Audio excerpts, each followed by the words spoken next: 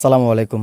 একটা মডেল মসজিদ করতে 16 কোটি টাকা খরচ হয়, কিন্তু 16 কোটির 2% যদি খরচ করে তাহলে একটা মসজিদ হয়ে যায়। কিসের উপর মসজিদটা দাঁড়ায় আছে আপনারা দেখলে বুঝতে পারবেন কিসের উপর দাঁড়ায় আছে। আসলে এটা হচ্ছে খুঁটি, গাছের খুঁটির উপরে। এখানে পানি ওঠার কারণে দেখা যায় প্রত্যেক বছরে খুঁটিগুলোকে পরিবর্তন করতে হয়, এবং হচ্ছে যখন বাতাস আসে তখন দেখা যায় ঘরটা প্রচুর পরিমাণ নড়াচড়া করে। আর হচ্ছে এখানে এলাকাটা দুর্গম হওয়ার কারণে মসজিদটা ঠিকমতো মেরামত করা হয় না, মুসল্লিদের নামাজ পড়তে কষ্ট হয়। এবং হচ্ছে মসজিদের প্রয়োজনীয় অনেক আসবাবপত্র এখানে প্রয়োজন। এখনও আমাদের হচ্ছে টিনের ছাদ থেকে দেখা যাচ্ছে পানি পড়ছে। তো আমি এখানে দীর্ঘ 2 বছর রানিং, আলহামদুলিল্লাহ।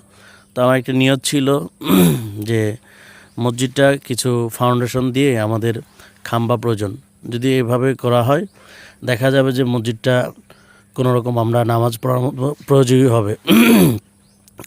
হবে। আর এজন্য আমি আসলে বিভিন্ন ফিকিরও করছিলাম। তার মধ্যে আলহামদুলিল্লাহ আপনারা আমাদের কাছে আসছেন, বিভিন্ন সহযোগিতা হাত বাড়িয়েছেন। আমরা আলহামদুলিল্লাহ অনেক খুশি। আমরা কোত্থেকে আসছি জানেন? না, এটা আমি জানি না অবশ্য। সে চট্টগ্রাম থেকে আসছি। এটা এই মসজিদের ব্যাপারে আমরা শুনছি যে আমাদের এক ছোট ভাই বলছে এমন এক জায়গায় একটা মসজিদ আছে, মানুষ নামাজ পড়তে পারছে না। আমি ওইটা শোনার পর তাড়াতাড়ি চলে আসছি। আমার একটা ছোট বিজনেস আছে, ওইটা সহ রেখে আমি চলে আসছি। তো এটা কত সালে এই মসজিদটা হয়েছে একটু যদি বলতেন। এটা হলো 2012 সালে। 2012 সালে? হ্যাঁ, 2012 সালে নির্মাণ হয়েছে এই মসজিদ। আচ্ছা, তো এখন এই রাঙ্গামাটির মধ্যে এই মসজিদটা করার জন্য কারো কাছে যান নাই আপনারা? আমরা অনেক জায়গায় গেছি, কিন্তু এটা একটু দুর্গম এলাকা বিদায় কেউ এর সহযোগিতার হাত কেউ বাড়াচ্ছে না। আচ্ছা, তো কাকা এই জিনিসটা, এই মসজিদটা, আল্লাহর ঘরটা যে এভাবে পড়ে আছে, কারো কাছে গেছিলেন? গেছিলাম বহু জায়গা যাওয়ার পরে মানে আর লাইন টেন করে দিব কইছে, যাওয়ার পরে দিয়ে আবার ফিস নেমে গেছি। যে না, একটা মসজিদ করতে 16 কোটি টাকা খরচ হয়, সেটা মডেল মসজিদ। কেউ পড়ে কেউ পড়ে না, কিন্তু যারা নামাজ পড়ার আগ্রহী তারা কিন্তু নামাজ পড়তে পারছে না। ওনারা কিন্তু নামাজ পড়ার জন্য সবাই চলে আসছে। ওনার পায়ের সমস্যা, ওনারও দেখলাম ওই শারীরিকভাবে ওই রকম। আর উনি ওখান থেকে আসতেছে, আমি দেখতেছি এখনও কাঁপতেছে। শরীরে কি সমস্যা? আমার সমস্যা হলো কোমরের মেরুদণ্ডে আঘাত এবং ঠ্যাঙের রগগুলি চিমে গেছে আর কি, মানে রগগুলো অবশ্যই হয়ে গেছে, হয়ে গেছে। কিন্তু নামাজ পড়তে চলে আসছে। কিন্তু আসতে ঠিক আছে, আমাকে একটু যদি এদিকে একটু সুযোগ দেন আমি একটু দেখাই। আমি জুতাগুলো খুলে ফেলি, জুতাগুলো খুলে উপরে যাব। আর হুজুর আসেন, আমার সাথে আসেন একটু। এই মসজিদে এভাবে উঠতে হচ্ছে। এটা এই জিনিসটা কে দিছে? এটা হচ্ছে কালেকশন করা হয়েছে বাইরে থেকে। কালেকশন করে আপনারা নিজেরা বানাইছেন? জি জি। আচ্ছা, কেউ দেয় নাই, মানে টাকা দিছে আর কি? টাকা দিছে, জি। আচ্ছা, আলহামদুলিল্লাহ, শুকরিয়া। কিন্তু আমার ভয় লাগছে, আমি এরকম জায়গায় কখনো উঠি নাই, তবে আজকে ফার্স্ট টাইম আমি এখানে আসলাম। একেবারে অন্ধকার। এটা যদি একটু লাইট জ্বালাইতেন তাহলে দেখতাম। মানে এমন অবস্থায়, জি,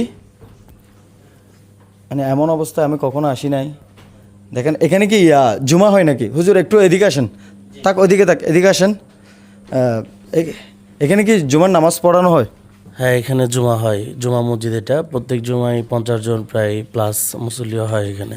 50 জন এখানের উপরে, এই কাঠের খুঁটির উপরে? জি জি। তো এইটা লেসকে না? হ্যাঁ, এটা তো অবশ্যই ইয়া করে। যেমন এই যে উপরে যে আমাদের টিনগুলো, এগুলো হচ্ছে ছিদ্র। বৃষ্টি পড়লে দেখতে পারতেন এখানে পানি পড়ে। এবং হচ্ছে এখানে নামাজ পড়ার জন্য ভালো একটা কার্পেটও নাই। নামাজ পড়ার জন্য কার্পেট নাই? আমরা যে মসজিদে আজান দিচ্ছি, আমাদের মাইকে অনেক সমস্যা, মেশিনটায় দীর্ঘ সময় থেকে সাউন্ড হয় না। আচ্ছা আচ্ছা, নামাজ পড়ার জন্য আজান দিবে কিন্তু মাইক নষ্ট। এখানে বাড়ি কয়টা আছে? এখানে বাড়ি আছে প্রায় 50টা। আপনার 50টা বাড়ি আছে? জায়গা জমি ক্রয় করা মানুষের। এখন রানিং বাড়ি আছে আপনার 35টা। 35টা বাড়ি আছে। সবার থেকে যদি তোলেন, ওইরকম কেউ আছে মানে তুলে দিবেন বা কাজ করবে এরকম কেউ আছে স্বাবলম্বী? এরকম স্বাবলম্বী মানুষ এখানে নাই, বিধায় বিভিন্ন জায়গায় হাত পাতা আমাদের। ও, আপনি হিসেব করে দেখছেন উনি মসজিদের জন্য হাত পাততেছে, এটা বলতেছে। এটা শুনে আমার নিজেরই লজ্জা লাগতেছে। মসজিদের জন্য কেন হাত পাতা লাগবে? একটা মসজিদ আল্লাহর ঘর, এটা উজুখানা না? দেখেন দর্শক প্রিয় বন্ধুরা, এটা হচ্ছে যে উজুখানা, 2জন মানুষ উজু করতে পারবে, ওকে ওই জায়গায় একজন করতে পারবে। একটা নষ্ট হয়ে গেছে, তাদের আত্মিকের কারণে আরেকটা লাগাইতে পারছে না। তো আমি একটু নিচে যাব, নিচে গিয়ে কিসের উপর মসজিদটা আছে ওইটাও একটু আপনাদেরকে দেখাবো। আমার সাথে একটু আসেন তো। মানে নিচে কেমনে যাব? এদিকে যাওয়া যাবে? জুতা পায়ে দেওয়া লাগবে। আচ্ছা আচ্ছা, আমি একটু মসজিদ কিসের উপরে আছে সেটা আপনাদেরকে একটু দেখাবো। এখানে কোনো সাপ আছে? আল্লাহ বর্ষা, আমি চলে আসছি, সাপে কামড় দিলেও সমস্যা নাই। আল্লাহর মসজিদ, আল্লাহর ঘর দেখানোর জন্য সবাইকে। হ্যাঁ দেখেন প্রিয় বন্ধুরা, মসজিদটা কিসের উপরে আছে, এইটার উপরে, খুঁটিগুলোর উপরে। এগুলো তো নষ্ট হয়ে গেছে অলরেডি না? হ্যাঁ, অনেক খুঁটি এখানে নষ্ট, অনেক খুঁটি এখন আপাতত অনেক খুঁটি নষ্ট। আচ্ছা, প্রতি বছরে ঠিক করা লাগে? যেমন এই বছর আর্থিক সমস্যার কারণে এবছর লাগানো যায় না খুঁটি, গত বছর লাগানো গেছে। আচ্ছা, আমি একটা যদি কথা বলি, মানে এই পুরোটা যদি পিলার করে যদি মসজিদটা করা হয়, উপরে সিট দিবে বা অন্য কিছু দিবে, তাহলে শক্ত হয়, বছর বছর আর চেঞ্জ করা লাগে না নাকি? জি জি, চেঞ্জ করা লাগবে না। কত খরচ হবে এটা কি কোনো মিস্ত্রি থেকে শুনছিলেন? যে এটা জিজ্ঞেস করছিলেন? আনুমানিক যদি এখানে আমরা ওই যে ফাউন্ডেশন দিয়ে ফিলিয়ার দিয়ে যদি উপরে টিনও দেই, তাও আমাদের প্রায় 11.5 লক্ষ টাকা ব্যয় হবে মিস্ত্রি খরচ সহ। কমপ্লিট 11.5 লক্ষ টাকা দিয়ে এটা মসজিদ হয়ে যাবে? জি জি, ছাদ ছাড়া উপরে টিন ব্যবহার করবো আর কি। আপনি হিসাব করে দেখছেন, একটা মডেল মসজিদ করতে 16 কোটি টাকা খরচ হয়। এত সুন্দর করে মাশাআল্লাহ, এটা আমার ভাল লাগে। কিন্তু সবাই ওখানে পড়ে না, খালি তাগি যায়। কিন্তু যারা নামাজ পড়তে চায়, যারা আল্লাহর ইবাদত করতে চায়, তারা কিন্তু আর্থিক অবস্থার জন্য, আর্থিক খারাপ হওয়ার জন্য কারণে এই নামাজ পড়তে পারছে না। আসলে এটা নিয়ে আমিও খুব দুঃখ, কারণ হচ্ছে আমিও কয়েক জায়গা মসজিদে আসার পরে আবেদন করা হয়েছে মসজিদটার জন্য শুধু, তো দেখা যাচ্ছে আবেদনগুলো কোনো অ্যালাউ করা হয়নি সম্ভবত। যদি হতো অবশ্যই আমাদের কোনো নিউজ পাইতাম আমরা। ইনশাল্লাহ আমি একটা কথা বলবো, এই মসজিদটা হয়ে যাবে ইনশাল্লাহ। আপনারা যারা সকালবেলা 50 টাকা দিয়ে নাস্তা করেন, প্লিজ দয়া করে বলবো আপনারা 20 টাকা দিয়ে নাস্তা করেন, 30 টাকা এই মসজিদের জন্য পাঠিয়ে দেন। যারা রাতের বেলা, সন্ধ্যাবেলায় 50 টাকার নাস্তা করেন, 20 টাকার নাস্তা করে 30 টাকা এই মসজিদের জন্য পাঠিয়ে দেন।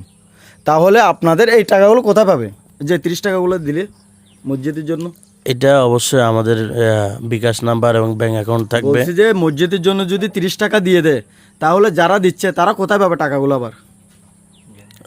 তারা কোথায় পাবে বলতে, এটা তো আল্লাহর ঘরের জন্য আচ্ছা। 30 টাকা দিয়ে দিচ্ছে। তারা তো আল্লাহর জন্য অক্ফ করে দিচ্ছে, আল্লাহর কাছে তারা পাবে আর কি। ইনশাল্লাহ আল্লাহ তাআলা তাদেরকে যাজা দিবে ইনশাল্লাহ, এটার উৎসিলে হয়তো তাদেরকে মাফ করে দিবে। এটা বলতেছিলাম। তো আপনারা যারা 30 টাকা খরচ করবেন আল্লাহর ঘর মসজিদের জন্য, তাহলে আপনারা আখিরাতে এই 30 টাকা পাবেনই। 30 টাকা কত হতে পারে এটা বলে দেন। আসলে নেকের কাজ যদি কোনো মানুষ নিয়তের সাথে করে থাকে, দেখা যায় 1 টাকা যদি সহি নিয়তে কেউ দান করে, আল্লাহ তাআলা এটার উসিলাও তাকে মাফ করে দেয়, সমস্ত গুনাহ মাফ করে দেয়।